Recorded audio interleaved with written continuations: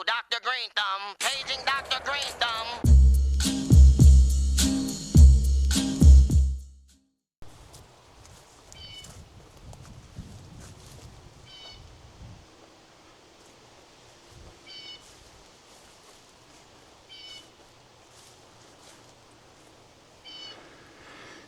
The raspberries are looking really good. They're going to have lots this year.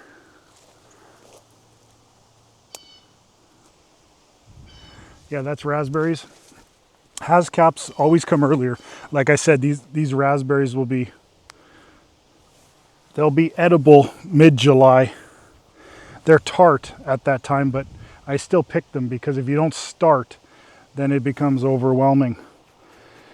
So you're going to produce about 1 kilogram a day, and you do that for, well, almost 45 days.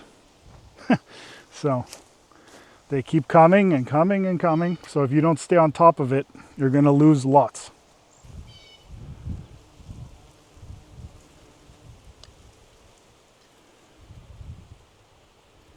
Yeah, keep it up, buddy. We need all the help we can get.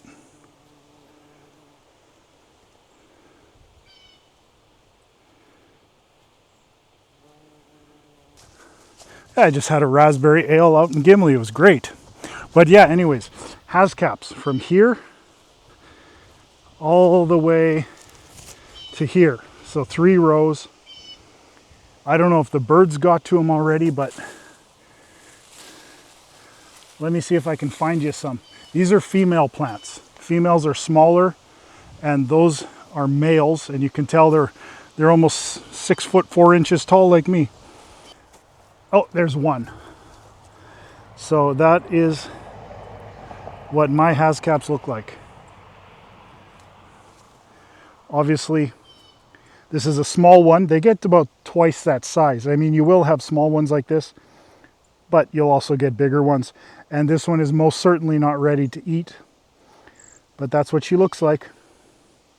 Blackcurrant, red currant, blackcurrant, red currant, blackcurrant, so on and so forth.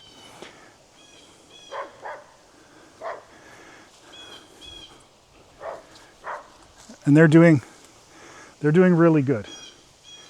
They are 2 years old now. And I don't know if they're going to bear fruit this year. Might have to wait till next year. That one is actually blackberry. It didn't grow last year when it was purchased from the store, and then the rabbits ate it, but it is coming back. I've never grown a blackberry before. That'll be nice. I think I will enjoy it. I've only eaten actually frozen blackberry. I've never had a real one. And then we've got here nice lilac bush, looking very good. And we've got apple tree. This one gets eaten by the deers as well. Here is gooseberry, probably red or white. And we've got cherry tree, like, you know, sour cherries, those bright red ones. This is another cherry tree. And another cherry tree that shares its living space with the asparagus, which has just gone to seed. Those things really take off. This is all horseradish. We've never used it yet, but we've got it. And this is a grape vine. This was just installed last year, and these were just planted last year. And this is our watering container. This is 1,000 liters, 2,000 liters, 3,000 liters. One thing I forgot to mention, but it's filled by the sump pump. But one thing I forgot to mention, it's nice to have this water sitting outside. It's warm. It's, you know, room temperature, if you could say, or ambient temperature. It's the same temperature as outside. So it doesn't really shock the plants when you water it. Now, onto the garden. So the tomatoes are doing good. That is 1 foot tall. It's hard to see on camera. You can see these are this is one variety, and that's a different variety. This one was given to me, so I don't really know which one it is. This is the beets. I'm a little disappointed in myself. They're very sparse. So you've got one there, and there's some here. You can tell easy beets because they're red. They have the red vine, okay? So that makes them easy to distinguish. I'm gonna have to pick all this by hand. I put the rows too close together. I shouldn't have done that.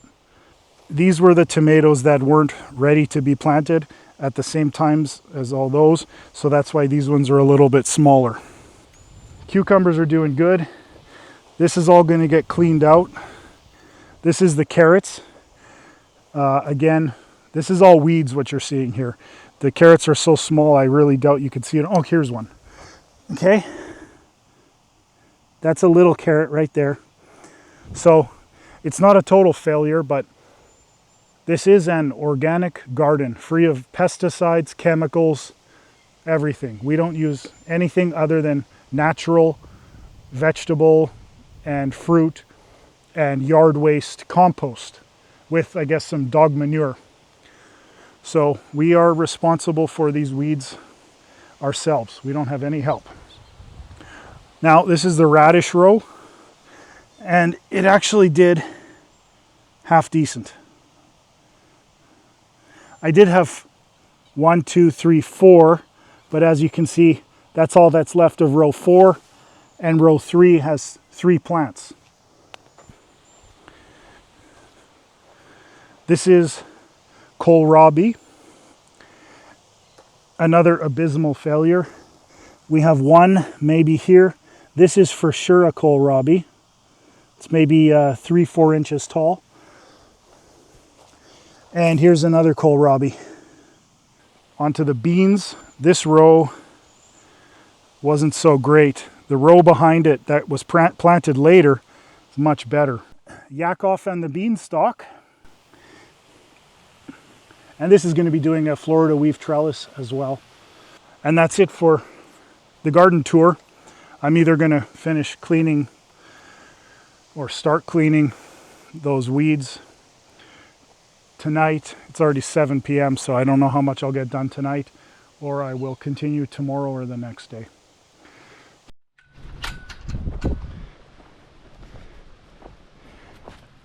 Did you do proper introductions? This is Scout. He's the boy. Where's Stella? My girl. Come here. Come here. Hey. And that's Stella. She's the girl. And they were both brother and sister. And they're, oh, how old are they now? Well, their birthday's coming up in September, so they're almost 2 years old. And I got them in March of 2024. But I just wanted to make a video here of this dog park that I built at home. I'm going to insert some clips here before I show you a little tour of what I built and how much it cost.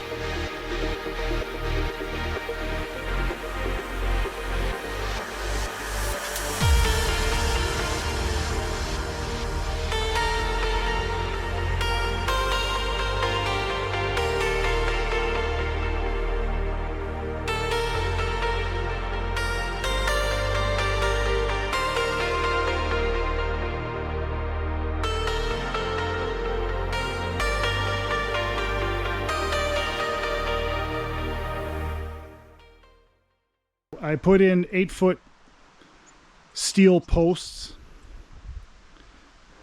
and this gate was purchased from Home Depot separately. And we've got 6-foot fencing. So all of the stakes are driven into the ground 2 feet.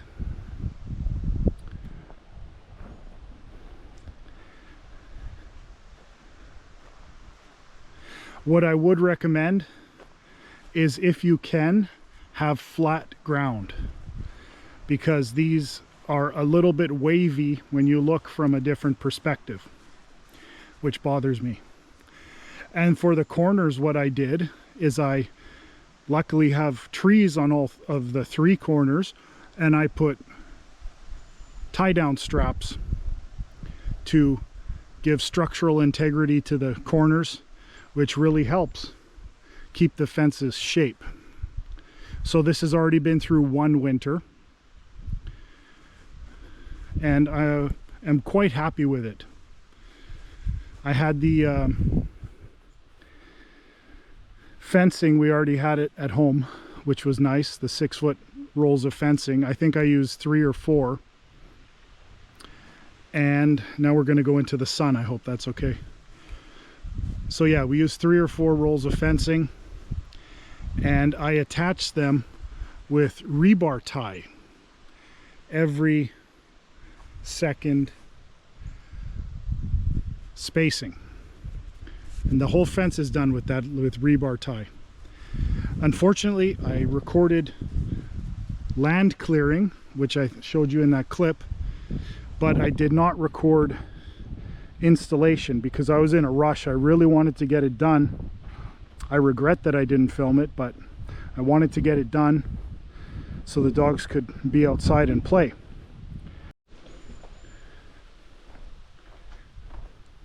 Yeah, and the nice thing is when they take a poop, I just have a shovel. Where is it? There. And I just throw it over the edge, and it fertilizes all of our plants all around here. Yeah. They got all the smells from the fresh cut grass and freshly cut stumps.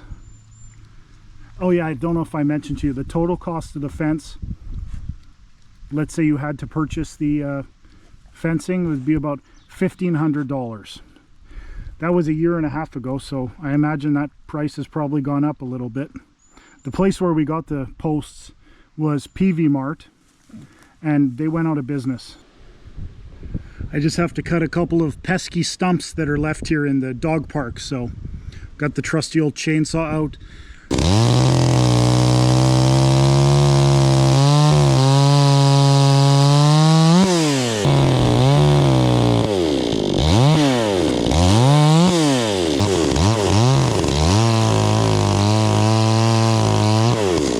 I broke another spoke even after I had shown that video last time.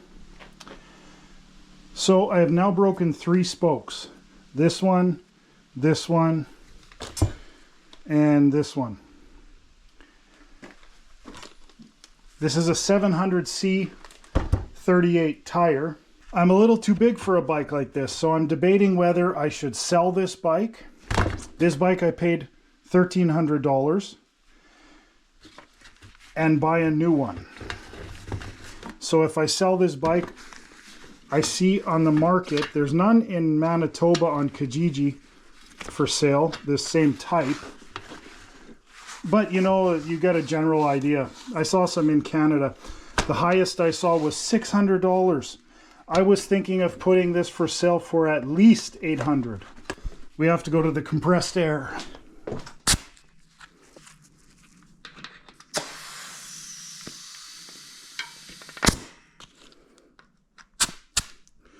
$65.7, that's good enough. Oh, he got it pretty true. Very nice work. Okay, so here she is, looking good. This was purchased in 2016. I guess they're a year old, so it's probably a 2015 model. Extra large frame, 29-inch wheels, front suspension, and it has a lockout, which I lock it because, again, I ride for speed most of the time. I think it's 21 speed bicycle. So I have this dilemma. Do I keep fixing spokes at $20 a pop and having downtime, or do I just buy a heavy duty mountain bike? Okay, so we're putting the first string in for the Florida weave.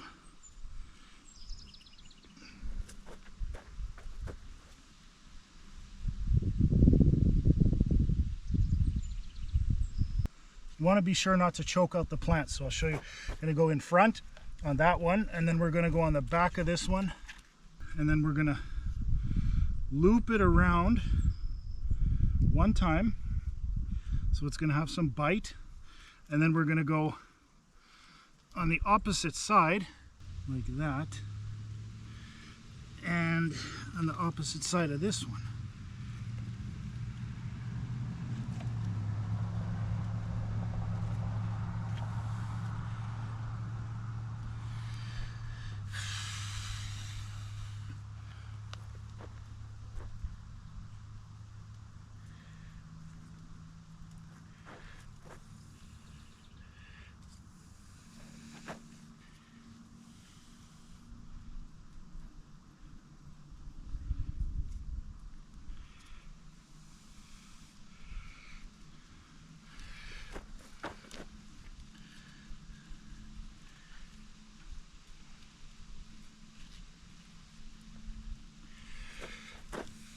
This is my first time doing it, so I have patience with it.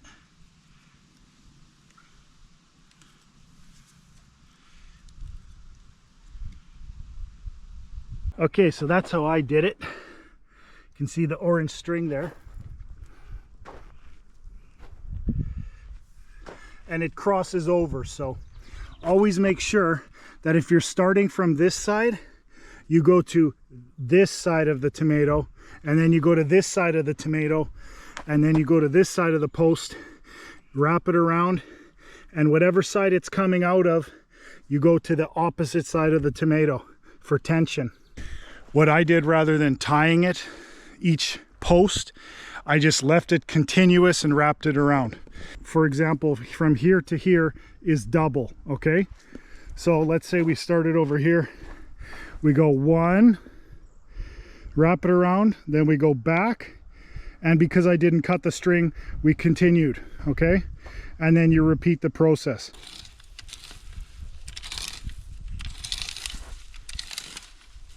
Okay, so you can see how nice and clean it is now, and there's all the refuse. It's going to be compost. When you're raking it up, just do a very light rake. A light rake will allow you to collect all the refuse. I got a little bit of soil, but that's okay because it's all going to go into the compost, which is all going to end up in the garden again.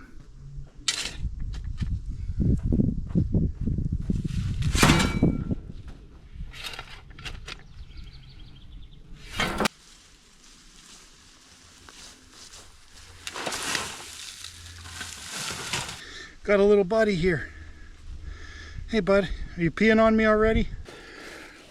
I'm just gonna do this quick and easy with the chainsaw.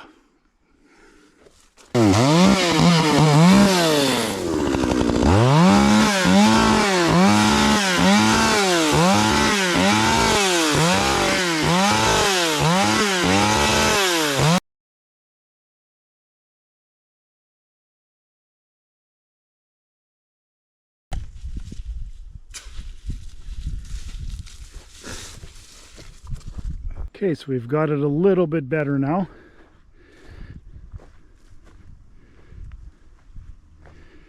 Oh yeah, that's much better. Still too close together, but that's certainly going to change one day.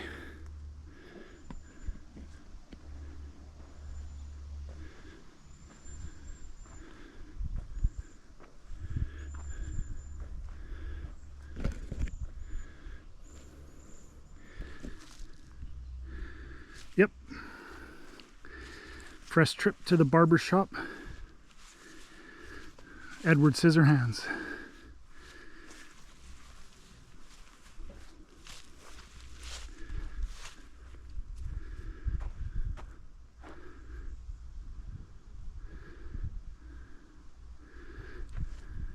Now on to hand picking the beets, carrots, and radishes. Well, the beets are done, but they're quite sparse. But at least you can see them, and hopefully they'll grow good now. There's a tomato in there. As for the carrots, I watered them, but the carrots are so tiny right now.